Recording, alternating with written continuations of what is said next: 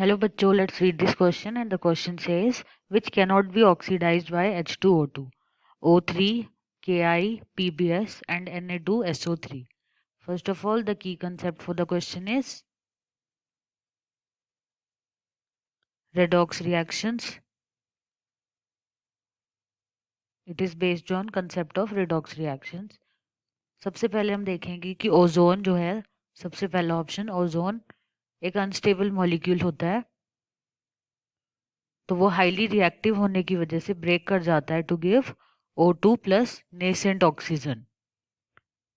Nascent oxygen highly unstable होती है, तो वो रेडिली रिएक्ट करती है दूसरे सब्सटेंसेस से और दूसरों को ऑक्सीडाइज करने में हेल्प करती है। तो ये स्ट्रॉन्गर ऑक्सीडाइजिंग एजेंट होता है as compare to H2O2 because of its unstability and highly reactive species. वो नेसेंट ऑक्सीजन प्रोड्यूस करता है जो कि एक ऑक्सीडेशन कराने में हेल्प कराता है। That's why it is a stronger oxidising agent than H2O2। तो जो इन दोनों की रिएक्शन होगी H2O2 और ओजोन के बीच में, जिसमें H2O2 will act as reducing agent, O2 plus H2O। Reaction को बैलेंस कर लेंगे हम 2O2। तो हम यहाँ से देख सकते हैं कि H2O2 is acting as a reducing agent because ozone ज़्यादा स्ट्रॉन्ग ऑक्सीडाइजिंग एजेंट होता है।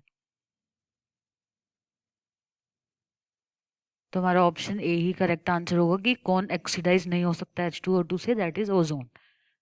फर्दर हम KI-PbS की रिएक्शंस देख सकते हैं।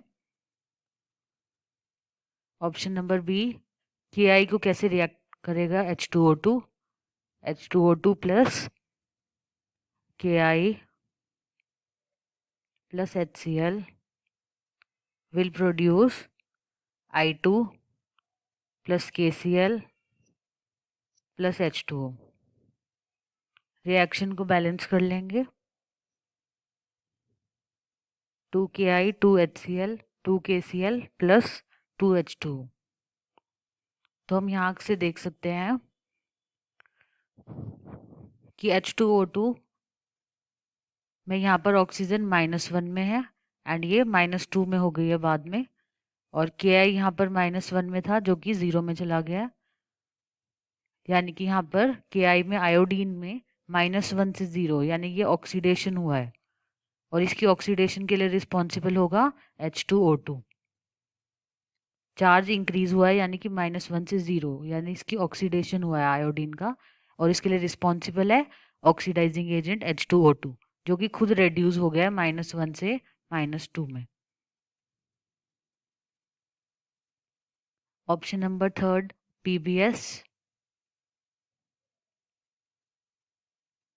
PbS के साथ कैसे रिएक्ट करेगा H2O2? PbS plus H2O2 will produce PbSO4 plus H2O। Reaction को बैलेंस करेंगे PbS plus 4H2O2 produces PbSO4 plus 4H2O। तो यहाँ पर भी हम देखेंगे कौन सा सब्सटेंस ऑक्सीडाइज और कौन सा रिड्यूस होगा। H2O2 में ऑक्सीजन -1 में है, ये -2 में हो गया। यहाँ पर अगर हम सल्फर पे फाइंड आउट करें then it will be -2, sulphide form में है यानी -2 फॉर्म में है। यहाँ पर Pb+2 में सल्फर पे X एंड एक ऑक्सीजन -2 पे होता है, तो यहाँ हम कैलकुलेट करेंगे +2 + X + -2 × 4 = 0। तो यहाँ से हमारे पास X आएगा +6।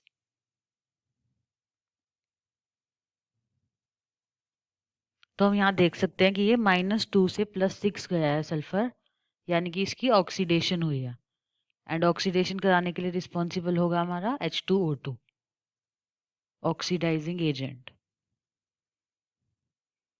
एंड खुद रेड्यूस होगा -1 से -2 में ऑक्सीजन। इसी तरीके से लास्ट ऑप्शन होगा ऑप्शन नंबर डी, जहाँ पर H2O2 की रिएक्शन है Na2SO3 के साथ, H2O2 plus Na2SO3। इनकी रिएक्शन कैसे होगी? It will produce Na2SO4 plus H2O। Reaction को बैलेंस कर लेंगे। Na2SO3 it is already in balanced form. तो यहाँ पर हम देख सकते हैं कि सल्फर कौन सी फॉर्म में एग्जिस्ट कर रहा है। सोडियम की वैलेंसी होती है +1, यानी कि 2 सोडियम। सल्फर पे हमने लिया X, ऑक्सीजन -2 इक्वल्स टू 0। तो यहाँ से हमारे पास सल्फर पर वैल्यू आएगी +4,